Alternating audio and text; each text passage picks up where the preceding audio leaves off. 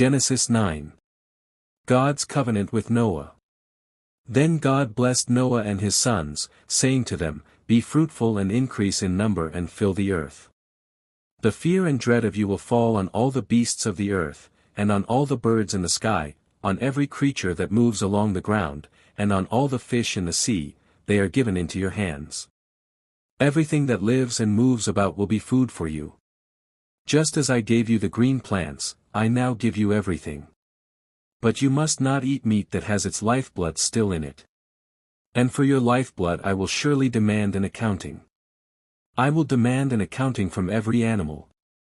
And from each human being, too, I will demand an accounting for the life of another human being. Whoever sheds human blood, by humans shall their blood be shed, for in the image of God has God made mankind. As for you, be fruitful and increase in number, multiply on the earth and increase upon it. Then God said to Noah and to his sons with him, I now establish my covenant with you and with your descendants after you. And with every living creature that was with you, the birds, the livestock and all the wild animals, all those that came out of the ark with you, every living creature on earth. I establish my covenant with you, never again will all life be destroyed by the waters of a flood, never again will there be a flood to destroy the earth. And God said, This is the sign of the covenant I am making between me and you and every living creature with you, a covenant for all generations to come. I have set my rainbow in the clouds, and it will be the sign of the covenant between me and the earth. Whenever I bring clouds over the earth and the rainbow appears in the clouds, I will remember my covenant between me and you and all living creatures of every kind. Never again will the waters become a flood to destroy all life. Whenever the rainbow appears in the clouds, I will see it and remember the everlasting covenant between God and all living creatures of every kind on the earth. So God said to Noah, This is the sign of the covenant I have established between me and all life on the earth. The sons of Noah. The sons of Noah who came out of the ark were Shem, Ham and Japheth. Ham was the father of Canaan. These were the 3 sons of Noah, and from them came the people who were scattered over the whole earth. Noah, a man of the soil, proceeded to plant a vineyard. When he drank some of its wine, he became drunk and lay uncovered inside his tent. Ham, the father of Canaan, saw his father naked and told his 2 brothers outside. But Shem and Japheth took a garment and laid it across their shoulders, then they walked in backward and covered their father's naked body. Their faces were turned the other way so that they would not see their father naked. When Noah awoke from his wine and found out what his youngest son had done to him, he said, Cursed be Canaan. The lowest of slaves will he be to his brothers. He also said, Praise be to the Lord, the God of Shem. May Canaan be the slave of Shem. May God extend Japheth's territory, may Japheth live in the tents of Shem, and may Canaan be the slave of Japheth. After the flood Noah lived 350 years. Noah lived a total of 950 years, and then he died. Genesis 10. The Table of Nations. This is the account of Shem, Ham and Japheth, Noah's sons, who themselves had sons after the flood. The Japhethites. The sons of Japheth, Gomer, Magog, Madai, Javan, Tubal, Meshech and Tiras. The sons of Gomer, Ashkenaz, Riphath and Togarmah. The sons of Javan, Elisha, Tarshish, the Kittites and the Rodanites. From these the maritime peoples spread out into their territories by their clans within their nations, each with its own language. The Hamites. The sons of Ham, Cush, Egypt, Put and Canaan. The sons of Cush, Seba, Havilah, Sabta, Rama and Sabtika. The sons of Rama, Sheba and Dedan. Cush was the father of Nimrod, who became a mighty warrior on the earth. He was a mighty hunter before the Lord, that is why it is said, like Nimrod, a mighty hunter before the Lord. The first centers of his kingdom were Babylon, Uruk, Akkad and Calneh, in Shinar.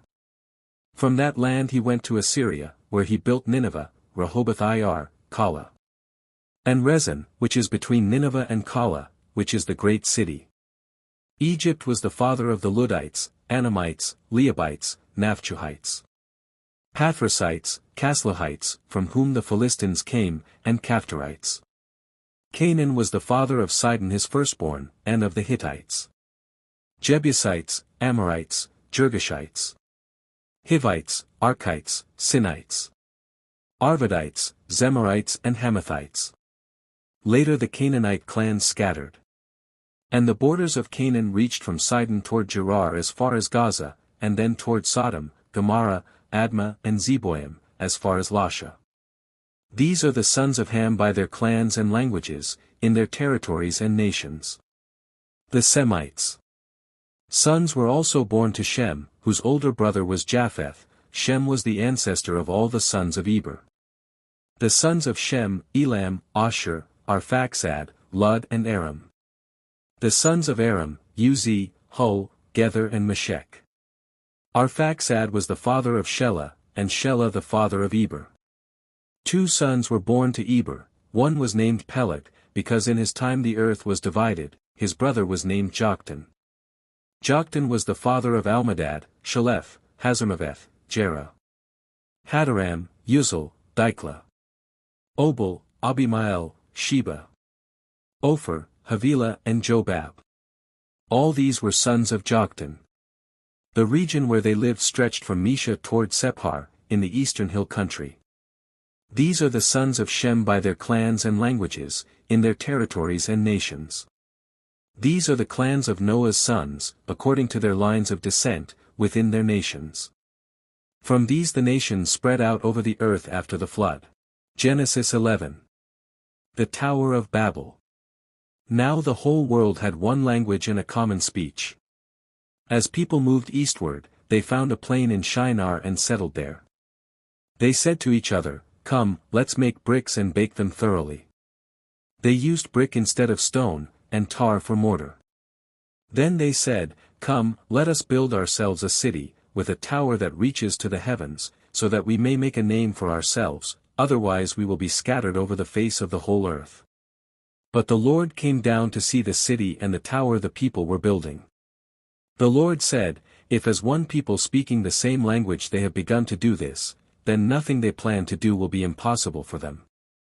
Come, let us go down and confuse their language so they will not understand each other." So the Lord scattered them from there over all the earth, and they stopped building the city. That is why it was called Babel, because there the Lord confused the language of the whole world. From there the Lord scattered them over the face of the whole earth. From Shem to Abram.